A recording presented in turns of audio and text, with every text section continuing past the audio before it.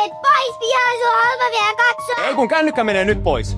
Sä oot kattonut kännykkää vaikka kuinka kauan. Nyt ohjelma pois, hei! Ei oo tyhmä! Ei, nyt ei auta. Kännykkä menee nyt pois. En halua! Mä en jaksa tätä enää. Mene pois pihaan sua! Mä näen, että sua harmittaa. Se on ihan ok. En halua iskää, ei oot ihan tyhmä. Hei, laitetaan kännykkä yhdessä pois päältä. Mä ymmärrän, että susta voi tuntua tältä, mutta läksykin pitää tehdä. Katsotaan hei yhdessä läksyjä, jos iskä auttaisi niiden kanssa sua vähän. Lakukuntoutukseen voi hakea neuropsykiatrisen diagnoosin saanut 7-15-vuotias lapsi tai nuori perheineen. Moni perhe tulee meille siinä kohtaa, kun arki on alkanut mennä solmuun ja huomataan vaan niitä negatiivisia asioita.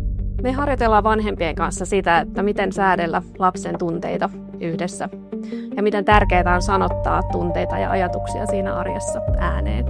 Pohditaan yhdessä ihan tavallisia asioita, kuten vaikka aamutoimet, rajojen asettaminen tai sisarusten välit, yhdessä vanhempien kanssa.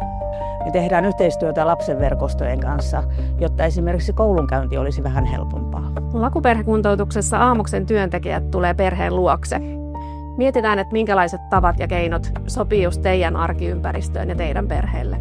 Arki ei muutu täydelliseksi, mutta se voi tuntua vähän kevyemmältä. Siinä me yritetään auttaa.